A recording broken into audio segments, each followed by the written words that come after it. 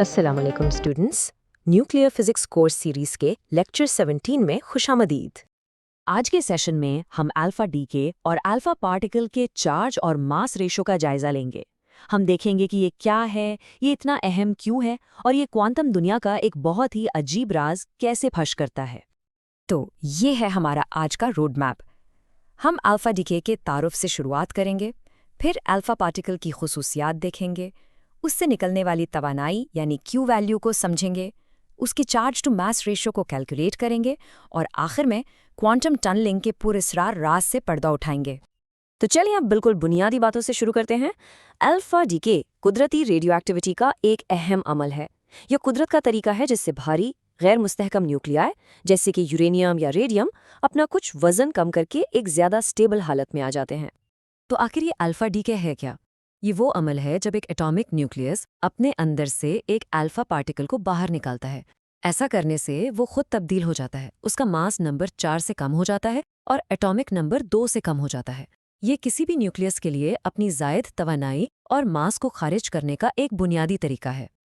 लेकिन हम इस एक खास किस्म के डीके पर इतना जोर क्यों देते हैं? देखिए, एक तो इसकी तारीखी अहमियत है। ये पहली रेडिएशन थी जिसे रदरफोर्ड ने 1899 में ऑब्जर्व किया था। इससे भी ज़्यादा ज़रूरी बात यह है कि ये उस अजीबोगरीब क्वांटम फिनोमिनन का आम आंख से देखा जा सकने वाला सबूत फराहम करता है, जिस पर हम आगे बात करेंगे। इसके अलावा न्यूक्लियर एनर्जी से लेकर पुरानी चट्टानों की उम्र मालूम करने तक हर चीज़ में इसका अहम किरदार है। अब आते हैं इस शो के असल स्टार की तरफ, यानी खुद अल्फा पार्टिकल। आखिर ये है क्या चीज जो न्यूक्लियस से बाहर निकलती है? असल में एक अल्फा पार्टिकल सिर्फ एक हीलियम का न्यूक्लियस होता है। ये 2 प्रोटॉन्स और 2 न्यूट्रॉन्स का एक मजबूती से बंधा हुआ पैकेज है। इस वजह से इसका मास तकरीबन 4 एटॉमिक मास यूनिट्स होता है और इस पर +2 का पॉजिटिव चार्ज होता है। तो जब भी कोई न्यूक्लियस अल्फा डीके से गुजरता है, वो दरअसल एक हीलियम एटम का मरकज बाहर फेंक रहा होता है।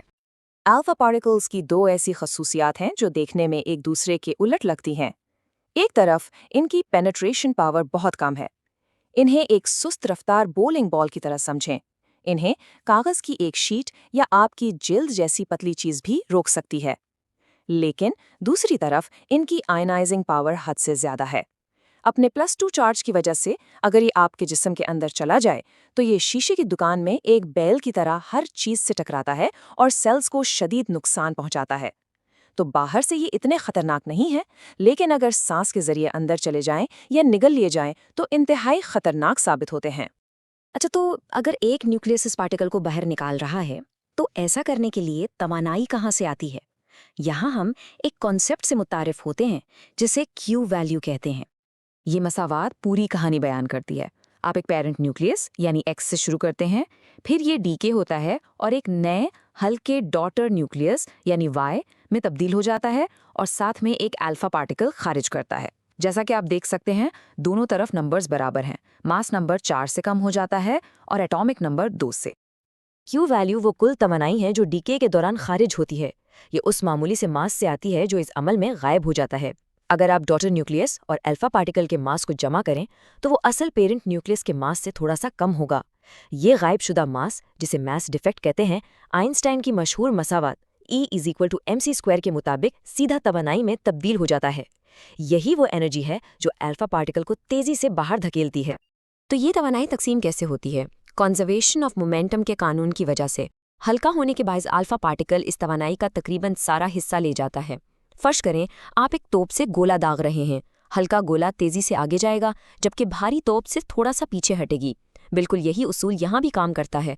अल्फा पार्टिकल तोप का गोला है और वो काइनेटिक एनर्जी का सबसे बड़ा हिस्सा अपने साथ ले जाता है। चलिए अब अल्फा पार्टिकल की एक अहम शनाख्ती खसूसियत की तरफ बढ़ते हैं, इसका चार्ज टू मास रेशो। इस रेशो को कैलकुलेट करना बहुत आसान है। पहला कदम, हम चार्ज लेते हैं जो कि +2e है। दूसरा कदम, हम मास लेते हैं जो तकरीबन 4 एटॉमिक मास यूनिट्स हैं। और तीसरा कदम, हम बस चार्ज को मास से तकसीम कर देते हैं, जिससे हमें E/2u का रेशो मिलता है।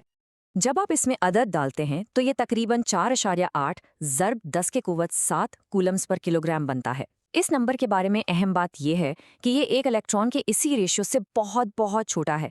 यही वजह है कि अल्फा पार्टिकल्स को इलेक्ट्रिक या मैग्नेटिक फील्ड से उनका रुख मोड़ना इतना मुश्किल होता है। उनका ज्यादा मास उन्हें अपनी सिम तब्दील करने से रोकता है।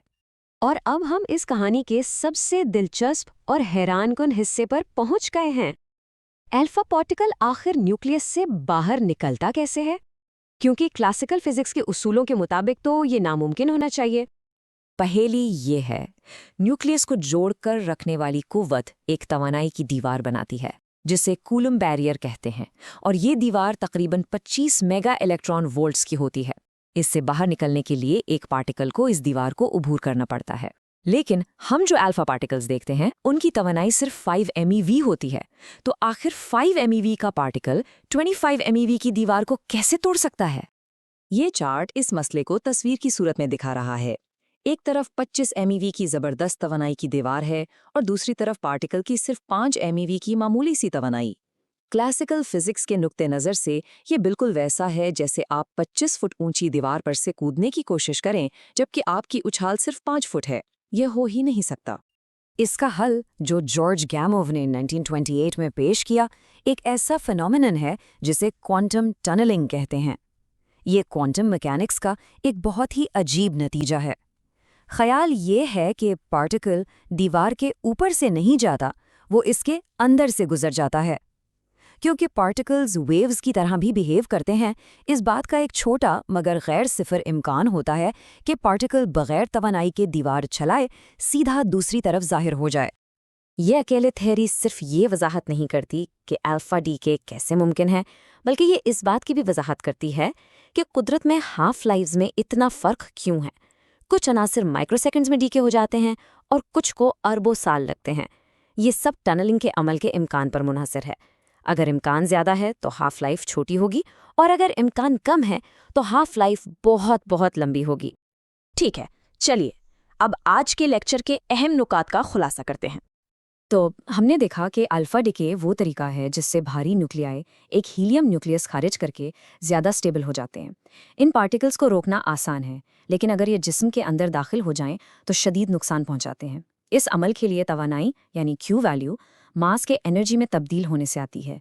और सबसे अहम बात, इस पार्टिकल का नामुमकिन फरार कोई जादू नहीं, बल्कि ये अजीबो गरीब क्वांटम टनलिंग के उसूलों की एक हकीकी मिसाल है। अगले लेक्चर में मुलाकात होगी।